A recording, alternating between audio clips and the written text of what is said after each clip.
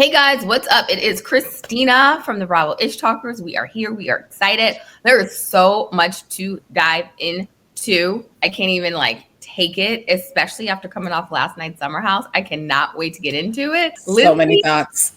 Lindsay and her spaz out has been lighting up social media. I just As it should. As it should. I am Christina, the host, your Bravo aficionado who never turns that TV off Bravo.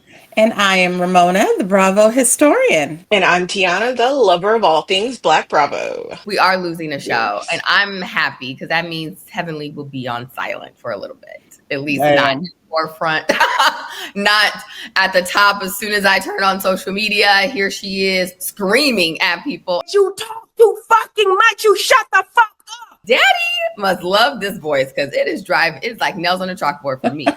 But well, she's not even screaming at people. She just talk loud. Right. Yeah. We're losing a couple of shows though, guys. And I feel like Bravo isn't necessarily replacing them quick enough. Not at all. We are about to lose Beverly Hills. Potomac's a little late, starting to film. And the Valley is coming back. But I think for us to kind of make up the the gaps in the schedule, we are going to start covering the Mormon wives. Help me out, Tiana. Mom talk of it all. I call it mom talk. The secret lives of Mormon wives. Secret lives of Mormon. AKA mom talk around these parts. Yes, it is tangentially tied to Bravo. So that's why we'll be covering. I'm excited. And we're going to start rewatching season 1, so therefore we can kind of be prepared for what's happening on season 2 because they're starting to really heat up on social media. Also, if you haven't watched it, do yourself a favor. This shit is messier than Love and Hip Hop. Dare I say it is messier than Love and Hip Hop. I don't even know they couldn't be Mormon. Not on this show. Got it. Okay, Ramona, without further ado, let's not even delay it anymore. Let's get into the ish of the week. Yes. Okay. So not to bring the mood down, but I feel like top of the episode, we should address this, that it recently came out. Teddi Mellencamp announced that she was diagnosed with stage 4 melanoma cancer, which, we all know when we hear stage 4, what we think of. That was something that I did not see coming.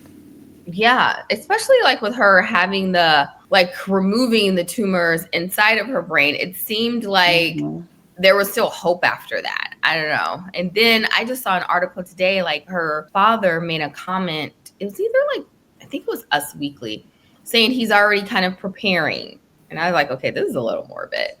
So it is a little morbid. That's very morbid. I don't even if he is, why do you feel the need to say that to the press? So this is sometimes why I kind of struggle with this a little bit, because I feel like Teddi always sensationalizes things. So it's are we using this for a moment to just some way, somehow still be relevant? I don't know. I know it's a sensitive topic, but I just feel like there's just a lot of coverage on it. And I'm just why are you putting it out there like this and this much? I think she's just trying to get her, coins, which, I respect. And then as far as her diagnosis, the esthetician in me thinks, I think women need to be more careful when it comes to our sun exposure. If you did not know, Teddi was a chronic sunbather. She used to use baby oil and I believe iodine. Those things can enhance the UV rays that penetrate your skin, which could lead to cancer. So yeah, ladies, if you are a lover of suntanning, perhaps not, because cancer is a risk. Very sad to me. I think I think she had to come forward and talk about it because it's stage 4. So if something, and I don't know enough about cancer to tell you what the odds are of beating stage 4. But if you were not able to, it's where did this come from? If you don't at least say that this is what you're dealing with. because otherwise everyone assumed you're healthy and that everything is la-di-da. So either way, it's just sad. I don't know if it's too Pollyanna of me to hope that she just beats it so I could get back to talking shit about Teddi. But that's what I wish for her. But she also, as she's opening up about what she's going through, she recently spoke to People magazine and was talking about how this diagnosis kind of affected her love life and her pending divorce, which she's put on pause. She's still dating the guy she was having the affair with. Like, What? I don't know if we I all thought she was needed dating those another guy details. that she met on What? Hinge, or was Okay, it so maybe Bumble? I read that wrong. I thought when she said she was still dating, I just assumed it was the guy who broke up her whole marriage. Okay, yeah, is let's it a get different really guy? clear. Teddy out here in these streets, I'm man. like, I'm like, let's get He's on really Rise clear. waiting list. Yeah, I was like, heavens, that is yeah. It's what do you say? You just say no judgment. And Listen, I get it. Get some while you can. yeah, it's like no judgment, kind of like Yeah. moving on, and Live your life. our hearts and thoughts go out to Teddi.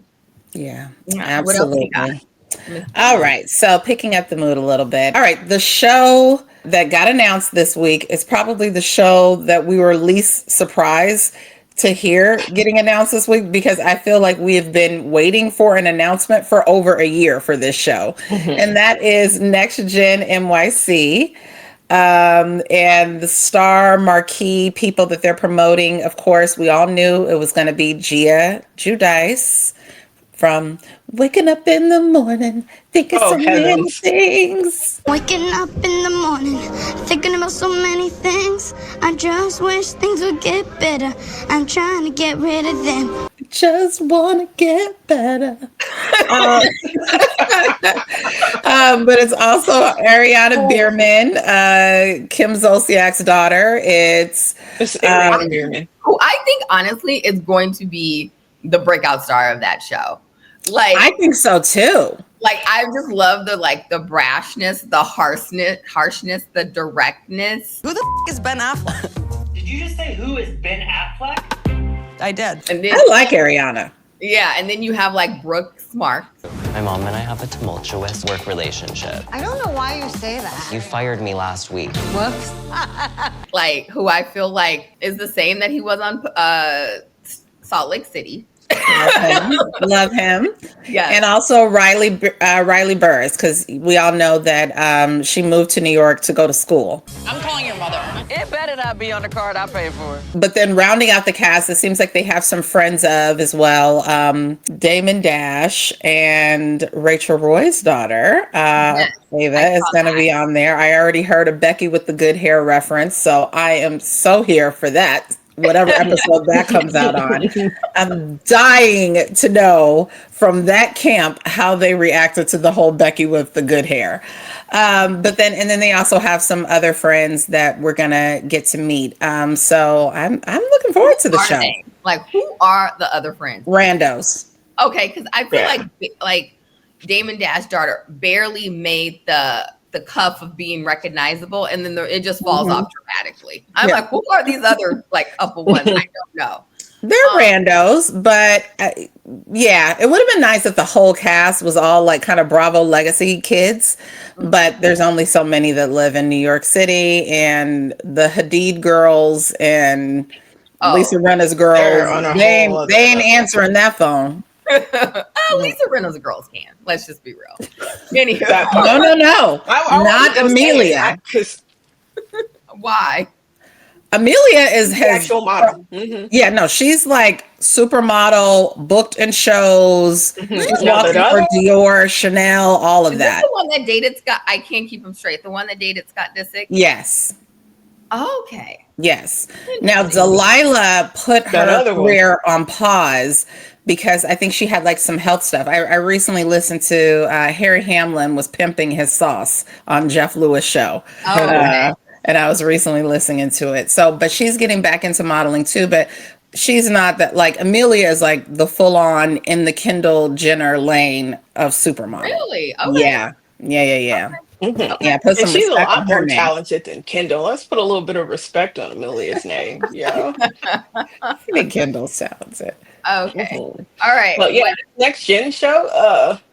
I hate to be the contrarian here, but we all know I am. In seeing any of Bravo's legacy kids, I feel What like else Bravo is new? needs What they else? need good blood. Like we need new blood. Yeah. They need to learn how to let go Like and let yeah, God.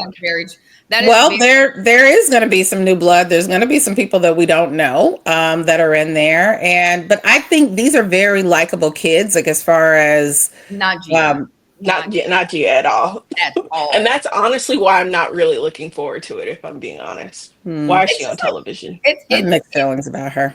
it just comes off as not like I don't know if it's like necessarily like a sense of entitlement. I don't know, but ever since the way she like spoke to like her uncle on like two couple seasons ago of New Jersey, I was just like, okay, like you're doing this on the behalf of your mother, and the fact that your mother is allowing this, that is really gross. All right, what else do we have here? Give us a juicy one, Ramona. Brittany from the Valley, I said, the give us bar. a juicy one. We want to talk about this hoe.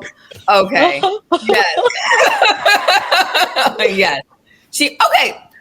So it's come out. Jack is a cokehead. Okay. Whoa. Big shock, right? Right. I'm appalled. Ever since that has happened, I just look at her as, cokehead's runner up. Like you were in the bathroom right next to him doing the lines. You were. Do you think that? Absolutely. And Absolutely. every now when I see her, because now, the show's coming out and now there's all these stories. So first we had Jax with the nose job. Then we had Jax, I'm a cokehead. Now we have the son. Jax, I'm a cokehead. Now we have son has autism. And I'm just like, you guys, this is just, and I don't know, when the autism story, it just looked okay, like cokehead mom with kid. Did we neglect the kid? These are the things that I'm just thinking, and it may be a little harsh, but I'm just like, disassociate ourselves with this story ASAP.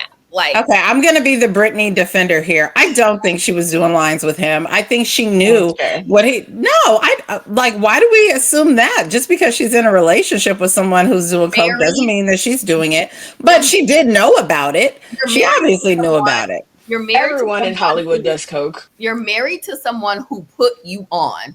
Jax put her on. So it's from like Kentucky. So it's like the Kentucky muffin. Let's just like keep it all the way 1,000 here. I'm just like, but none of her behavior to me screams somebody who's high on coke. Like his behavior, absolutely. I think she knew what he was doing, and if anything, she is maybe guilty of going along to get along a little too long.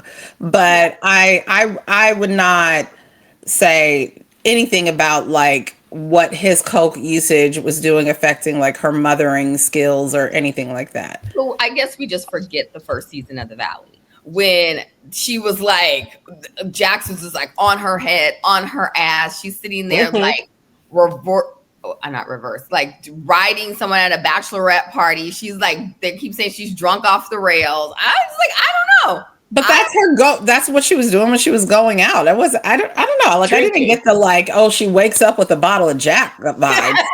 So no, it gave misery and anything to mask the misery, and I'm doing anything to kind of self-medicate. So, yeah. Okay. But her bar is not opening. We got off the issue of the bar is not opening.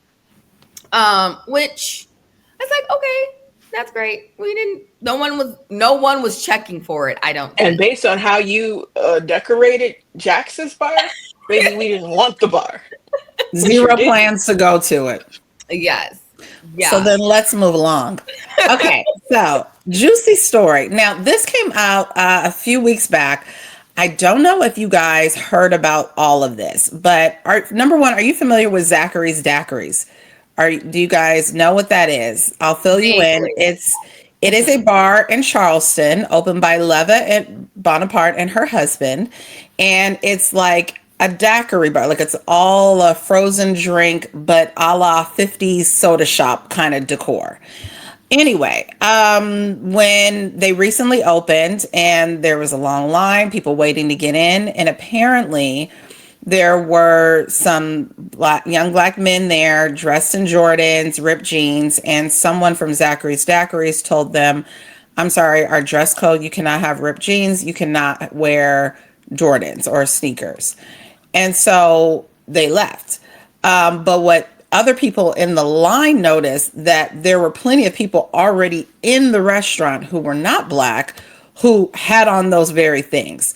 So what else is the internet's left to believe other than there is racial profiling happening? And no, before you say, but she has a black husband, we all know that sometimes black people can be harder on ourselves than anyone else. And that doesn't necessarily give you a pass for treating black people differently than you treat everyone else in Charleston. But it has become a huge backlash for Leva online. All of the reviews on Zackary's Daiquiris, like if you look up anything, it's all about racial profiling is the next thing that came up. So much so that they actually deleted their Google profile, then re-entered it under Zach's Dax. That'll make a difference. With 5-star reviews to try to get away from the narrative. But you ladies, I think that this may have a little something to do with why she decided to leave, because there's no way she comes back to Southern Charm and doesn't have to address this whole story. But what do you guys think? Well, I feel like on Southern Charm, first off, like this season, she was just kind of really like MIA. So it's kind of just like she really didn't even have to show up to the reunion. No one would have noticed. True. Like, seriously. Sure wouldn't. So she has the other show. She seems like she's so above Bravo. She has her own separate show. I'm just like, okay, moving on. Like, it's just, I don't know. She's just like, I remember when she first started on the show, she was very green and happy to be there. And then somehow it turned into her ass was on her shoulder. So I'm just like, oh, okay. So now you have this incident. Turned into a Bonaparte. Yeah. Literally. Yeah. And now we have this incident going on at one of your restaurants. It's like what is it again? It's like a Mel's Diner for alcohol? What is it? So think of 50s soda shop, which already gives the vibes of like civil rights era sit-in boycotts at the soda shop in Montgomery, Alabama to me, whenever I see those fucking like soda shop scenes. So think of that, but with daiquiris instead of hot fudge sundaes and malts. And boy, you can't be here. Like, who even comes up with this idea? Like, honestly, let's do 50 soda shop, but do like the drink that you would sneak and get when you were 19. Like, who even drinks daiquiris? Like, Southerners love daiquiris. I lived in the South for a while. They love daiquiris. I don't know what it is. They love them though. Child, I stand corrected because I don't get the draw or the they love whatsoever. There are several daiquiri shops.